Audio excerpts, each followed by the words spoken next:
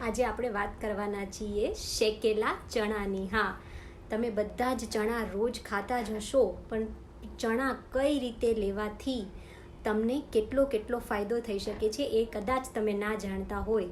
જાણ્યા વગર કે અજાણતા તમે બધા જ રોજ ચણાનો ઉપયોગ કરો છો અને ચણા લેવાથી કોઈને જનરલી કોઈ જ તકલીફ થતી નથી, પરંતુ આજે આપણે એવા મહત્ત્વના ફાયદાની વાત કરવાના છીએ જે શેકેલા ચણા લેવાથી થાય છે. તો ચાલો જાણીએ.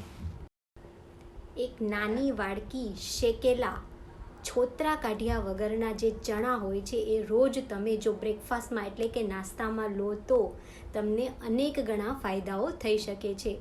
આ ચણા જ્યારે તમે શેકો ત્યારે તમારે એમાં મીઠું કે એવું કંઈ જ નાખવાની જરૂર નથી, જેથી કરીને તમને કોઈ બીપીની તકલીફ હોય તો એમાં પણ તમને કોઈ જ આગળ તકલીફ થતી નથી. એટલે તમારે હંમેશા શેકેલા ચણા, મીઠા વગરના, છોતરા કાઢ્યા વગરના ચણા સવારે જો તમે બ્રેકફાસ્ટમાં લેશો તો એમાં ખૂબ જ પ્રમાણમાં પ્રોટીન હોય છે, જેથી જો કોઈને સવારે એવું હોય કે અમારે પ્રોટીનનો નાસ્તો લેવો છે તો તમારી જે પ્રોટીનની જરૂરિયાત હશે એ આ એક વાડકી ચણામાંથી આરામથી પૂરી થઈ જશે.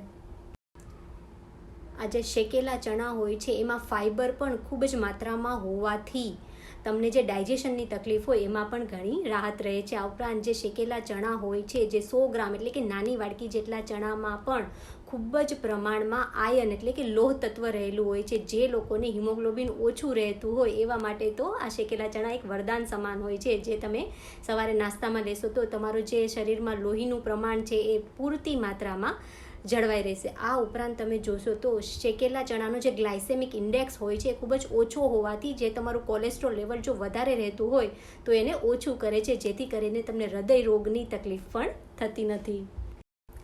અને લાસ્ટમાં શેકેલા ચણામાં વિટામિન્સ, પ્રોટીન્સ પ્લસ કેલ્શિયમ પણ ખૂબ જ પ્રમાણમાં હોવાથી જે સ્ત્રીઓને, પુરુષોને હાડકાઓ પોચા થઈ ગયા હોય એ લોકોમાં પણ જો એ શેકેલા ચણાનું એક વાડકી જેટલું એ લોકો સેવન કરે સવારે નાસ્તામાં તો એનું કેલ્શિયમ છે અને વિટામિન્સ છે એ પણ શરીરમાં જળવાઈ રહે છે. અને જે લોકોને અશક્તિ લાગતી હોય ઉંમર વધવાની સાથે, જે લોકોના જે વાળ હોય છે એ પ્રીમેચ્યોરલી જ ગ્રેઇંગ એટલે કે સફેદ થતા હોય એમાં પણ ઘણી હદ સુધી ફાયદો રહે છે.